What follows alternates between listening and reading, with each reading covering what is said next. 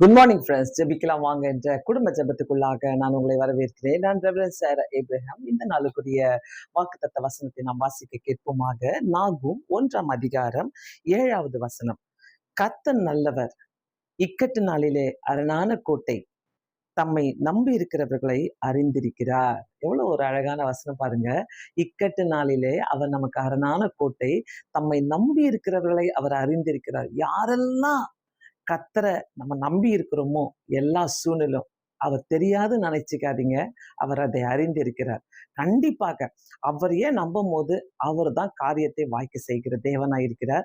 தொடர்ந்து இந்த இந்த புதிய நாளை நம்ம தொடங்கி இருக்கிறோம். புதிய மாதத்தை நம்ம தொடங்கி இருக்கிறோம். இந்த புதிய மாதம் நம்மளுக்கு ஆசீர்வாதமா இருக்கணும்னாக்கா அவர் நம்ம நினைத்திருக்கிறார். நம்ம அவர் நம்புகிறவர்களை அவர் அறிந்திருக்கிறார். அதுதான் ரொம்ப அழகான ஒரு வார்த்தை.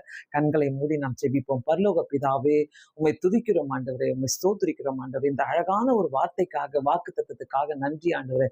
தம்மை நம்புகிறவர்களை அவர் அறிந்திருக்கிறார். ஏசப்பா, நாங்க உண்மை நம்புகிறோம் ஆண்டவரே. உங்களை தான் நாங்க நம்பி வாழ்றோம் ஏசு சுவாமி. எங்களுடைய இக்கட்டான சூழ்நிலையில ஆண்டவரே, எங்களுக்கு இக்கட்டான ஆண்டவரே காரியங்கள் ஏற்படும் போது நீர் எங்களுக்கு அரணான கோட்டையா இருப்பேன் என்று சொல்லியிருக்கிறீங்க. அதற்காக நன்றி அப்பா.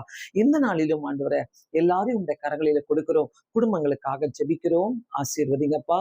ஒவ்வொரு குடும்பத்துல தெய்வ ஆவியானவர் இருந்து வழி நடத்த வேண்டுமா ஜெபிக்கிறேன். வேலைக்கு போகிறவர்களுக்காக ஜெபிக்கிறேன் ஆண்டவரே. இயேசு சுவாமி, தங்களுடைய பிசினஸ்க்காக போகிறவர்களுக்காக ஜெபிக்கிறேன். இயேசு சுவாமி, ஆண்டவரே, காலேஜ் போற பிள்ளைகளுக்காக ஜெபிக்கிறேன் ஆண்டவரே.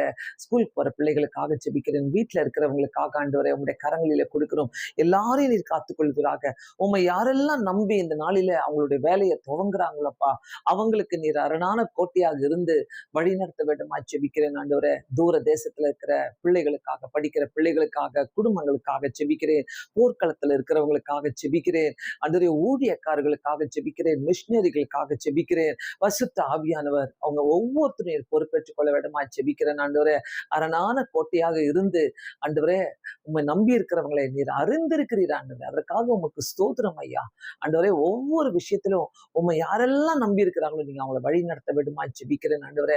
அதே மாதிரி இயேசு சுவாமி, ஹாஸ்பிட்டல்ல வியாதியா இருக்கிறவங்களுக்காக ஜெபிக்கிறோம். வீட்டுல வியாதியா இருக்கிறவங்களுக்காக ஜெபிக்கிறோம். பிரிந்த குடும்பங்களுக்காக ஜெபிக்கிறோம் ஆண்டவரே. கெட்ட பழக்கத்துல, குடியிலும் போதை பொருளிலும் மாட்டிக்கொண்டிருக்கிற, கெட்ட பாவங்களுக்கு தன்னை அடிமையாக்கி கொண்டிருக்கிற ஒவ்வொருத்தருக்காக நாங்கள் ஜெபிக்கிறோம் ஆண்டவரே. இயேசுவின் நாமத்தினால விடுதலை தர வேண்டுமா ஜெபிக்கிறேன் ஆண்டவரே. இயேசப்பா, நீர் நல்லவர் ஆண்டவரே. இயேசு சுவாமி, நீர் எங்களை மீட்டுக் கொள்கிறவர் ஆண்டவரே. எங்களுக்கு அரணான கோட்டையா இருப்பவர் ஐயா. ஹாஸ்பிட்டல்ல ஆண்டவரே வேதனையோடு இருக்கிற ஒவ்வொருத்தருக்கும் சுகத்தை கட்டளையிடுங்க, பலத்தை கட்டளையிடுங்க. உண்மை யாரெல்லாம் நம்பி இருக்கிறாங்களோ அவங்களுக்கு ஆண்டவரே நீர் புதிய ஜீவனை கட்டளையிட வேண்டுமா ஜெபிக்கிறோம் ஆண்டவரே. பொறுப்பேற்றுக் கொள்ளுங்க. பிரிந்திருக்கிற குடும்பங்களுக்காக ஜெபிக்கிறோம் ஆண்டவரே.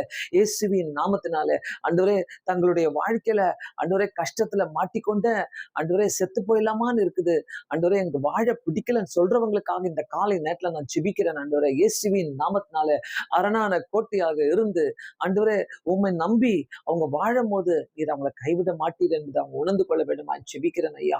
ஆண்டவரே, இன்டர்வியூக்கு போற பிள்ளைகளுக்காக ஜெபிக்கிறேன். புதிய வேலைக்கு போற பிள்ளைகளுக்காக ஜெபிக்கிறேன். வேலை தேடிக்கொண்டிருக்கிறவங்களுக்காக நாங்கள் ஜெபிக்கிறோம் ஆண்டவரே.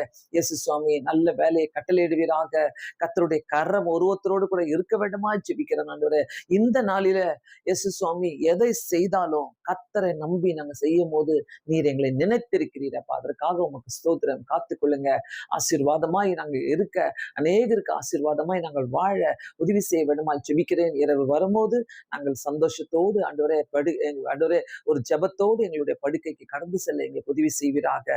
ஆண்டவரே, உங்களுடைய கரம் எங்களை தாங்கிக் கொள்ளட்டும். அரணான கோட்டையாக இருந்து எங்களை வழி நடத்துங்க. இயேசுவின் நாமத்தினாலே வேண்டிக் கொள்கிறேன் பிதாவே, ஆமேன்.